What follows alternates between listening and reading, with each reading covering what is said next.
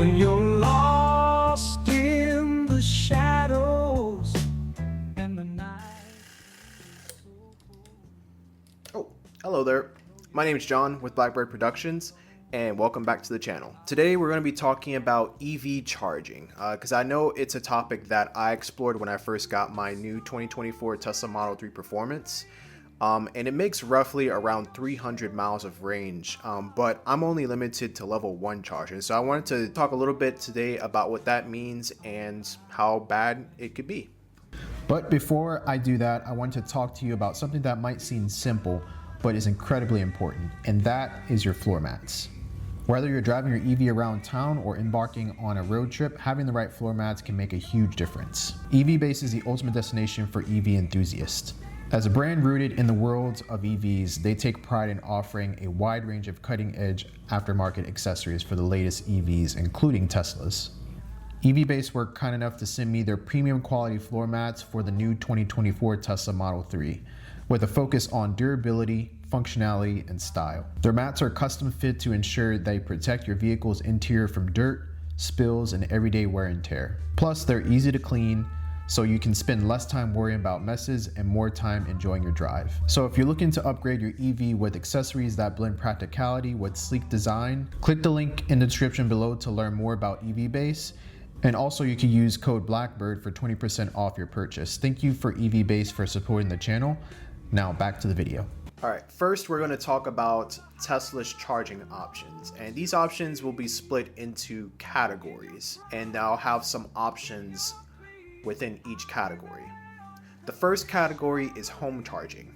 In home charging, Tesla offers two options. The first option is the most familiar. You could actually use a Tesla charger in your wall outlet, and that one's the slowest form of charging and is considered level 1 charging. The second option is Tesla's wall connector, and it's a high-speed charging solution that can be installed inside your garage or around your garage. The second category is around supercharging and utilizing the supercharging network. The superchargers are made for long distance travel, and these chargers provide rapid recharge on your battery, and they also allow you to add hundreds of miles of range on your battery within a short period of time. And the time varies based on the version of supercharging you're using, because there's different generations of superchargers. That's out of the scope of this video, but just keep that in mind. The third category is aligned to destination chargers, and this is actually something I didn't know about when I was researching for this video. But destination chargers are essentially level 2 chargers, so they do apply more range to your battery at a faster rate than a level 1 charger, and they're typically located in places like hotels or shopping centers. And the last category, Tesla doesn't necessarily offer, but it's offered by other companies, and that's public charging, which I personally think is the worst form of charging. Essentially, it's a public charging station that you can utilize from different networks, such as ChargePoint, EVgo, and some others. These chargers suck to me just because normally they don't work or function properly, and you also need an adapter to use these chargers. And if you don't have that adapter on you or in your car, then you can't use those chargers. I can't tell you the amount of times that I've pulled up to one of these public charging stations. They're usually run down. The screen on them usually don't really function properly, so you kind of have to guess like which buttons to press when you're putting in your card and your details and stuff like that. And not to mention the card reader on those things, a lot of the times they have errors and they malfunction.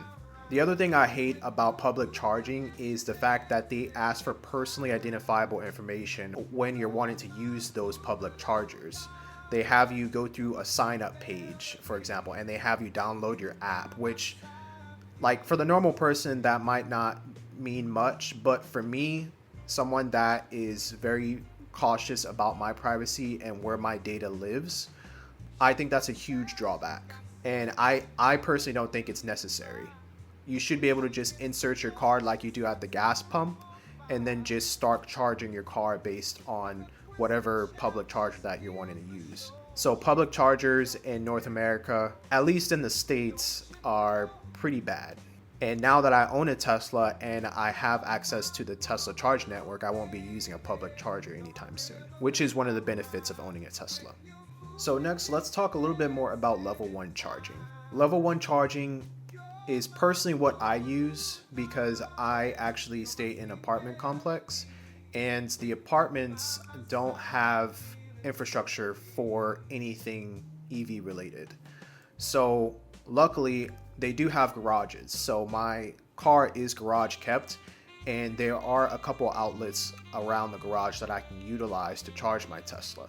Now, level 1 charging I feel like really isn't for everyone, but it is especially useful to me just because, again, I just don't have any infrastructure that I could use that my apartment offers. So level 1 charging was the only option. And although it takes a little bit longer to charge, it's really not as bad as people might think it is.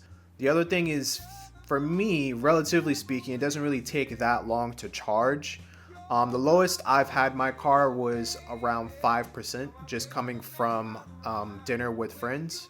And what I use is I use my map to get around. So the actual built-in Tesla maps that utilize Google's services for that. And it's shockingly accurate. It's probably the most accurate estimate of range that you'll have left during a trip than anything I've ever used. So when I'm planning and plotting where I want to go at any given day, I typically use that as my point of reference. And when the car is that low, it definitely does take a couple of days for it to reach full charge at the least. And when I say full charge, I mean 100% charge. Usually I keep my charge at around 80%, which Tesla recommends as your daily charge limit. And this is to keep the battery from degrading quicker over time. Usually you would do that, and then for longer trips, you would switch it to 100%. So you'll have the full amount of range on your car during that trip. But charge time for me isn't really a huge deal because I work remote and hybrid jobs, and I have a little cushion in between each day to charge my car back to the daily limit, given that I don't travel outside of my normal commute. So, in conclusion, I think level 1 charging is a great barrier to entry way of charging your Tesla. And I feel like if you don't have level 1 charging or any form of home charging, then you probably shouldn't be owning a Tesla. Mainly because although you have access to the Tesla supercharger network, it's usually about the same price as gas. But it also fluctuates between how busy it is and also what time of the day that you decide to use the supercharger. So it just isn't efficient, and it's just not worth it to use supercharging daily. Not to mention that it also degrades your battery quicker because your car is going from a lower percentage to a higher percentage in such a short period of time, which is how these EV batteries work. So I hope this video was informative. If it was, make sure you leave a like on the video and also consider subscribing. I make 1 to 2 new Tesla videos every week. And I also have something special coming this week, and I can't wait to share it with you all. I also just recently launched a Patreon where you can support me and the channel. And just full transparency, I'm actually unemployed. I've been unemployed for the past 2 months now, just because I got impacted by a layoff. So anything helps, but you can find more details about that in the description and also on the channel links. So with that, thank you for watching. My name is John with Blackbird Productions, and I'll see you in the next video.